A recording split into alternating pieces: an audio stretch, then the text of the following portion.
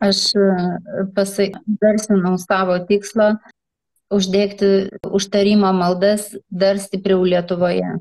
Kaip pagrindas užtarimo maldai tai yra antroji psalmė.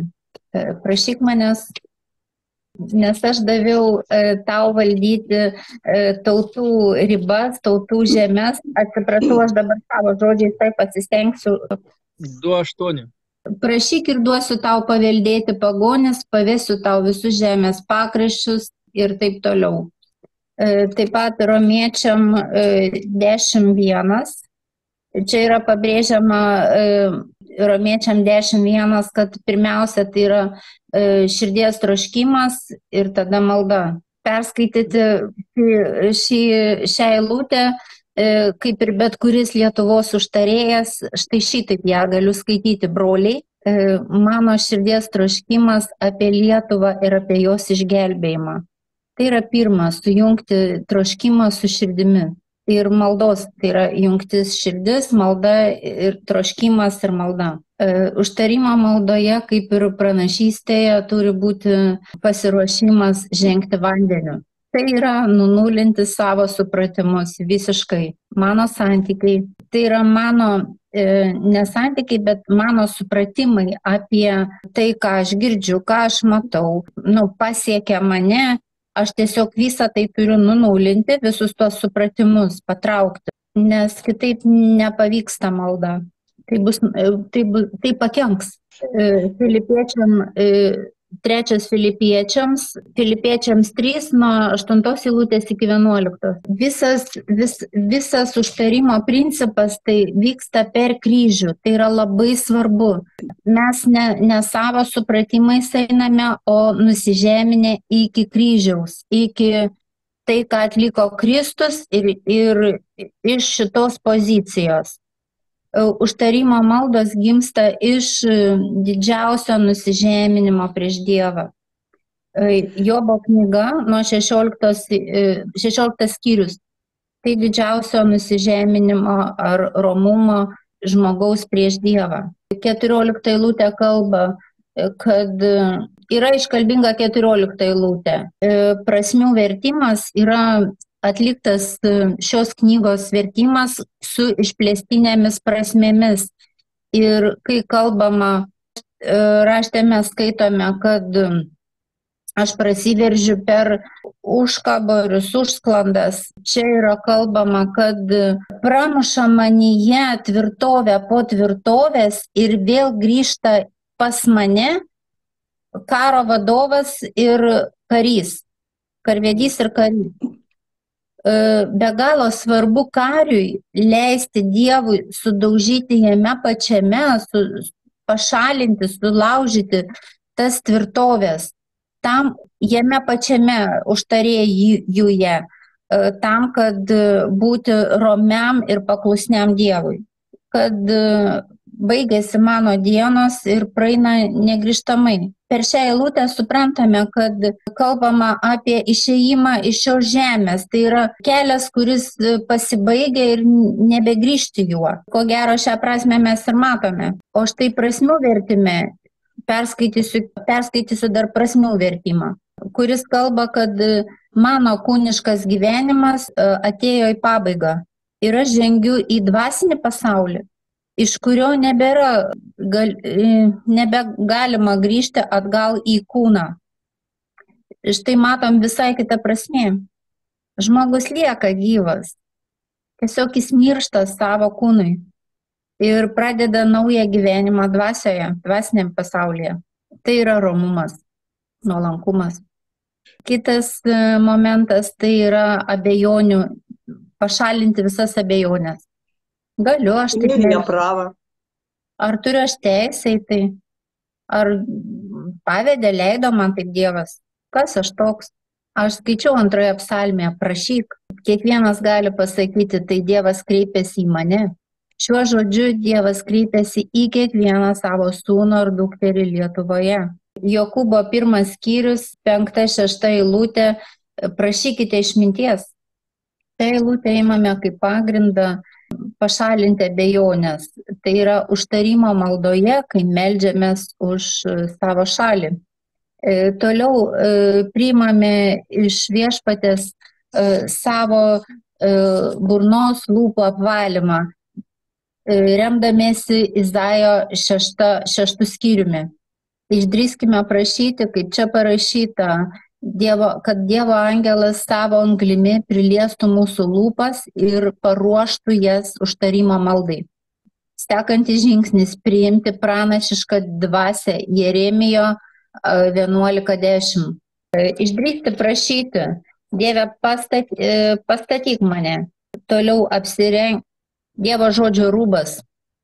Apie žodį, kuris kalba apie Dievo rūbą, yra daug eilučių, bet aš nurodysiu tas, kurios kalba man ir kurias aš naudoju apsirengti Dievo žodžiu. Izaijo 55:11. Jo, kiekvienas galim savo Biblijoje pasiskaityti Izaijo 55:11, Larisa jį perskaitė. Taip ir mano žodis, kuris išeina iš mano burnos, negrįž tuščias, bet įvykdys mano valią ir atliks tai, kam yra siųstas. Taigi statome maldą ir poziciją taip, kad mano Dievo žmogaus žodis paskelbtas maldoje niekada nelieka, kaip čia pasakyta, atlieka Dievo valią ir atlieka tai, kam yra siųstas ir nelieka bergždžias. Pas mus bus 33:9. Jis tarė ir įvyko, jis įsakė ir atsirado. Tai yra skirta man kalbėti šitais žodžiais. Ir aš esu Dievo dukra, pasodinta Dievo dešinėje, danguje Dievo tėvo dešinėje. Jeremijo 15:19. Svarbu eilutė, kuri kalba, taip sako Viešpats, jei grįši, aš vėl priimsiu tave, taip. Tu atskirsi, kas brangu ir kas menka, būsi kaip mano lūpas, jie kreipsis į tave, o ne tu juos. Tu atskirsi, kas brangu ir kas menka, būsi kaip mano lūpos. Mes esame jo lūpos, atskirdami, kas brangu ir kas menka. Mes esame šią eilutę įgalinami ir mokomi iš menkų dalykų, visą tai, kas vyksta aplinkoje, iš galbūt nevertingų, iškelti, ištraukti Dievo brangenybės ir tuom kviesti Viešpatį į tą vietą ateiti kaip karalių, kaip šlovės karalių, gebėdami iš menkų dalykų padaryti vertingus, pritraukti Dievo dėmesį, jo buvimą, jo artumą. Čia prasmė tokia. Ta brangenybė, ta vertė, tai yra Dievo žvilgsnis į situaciją.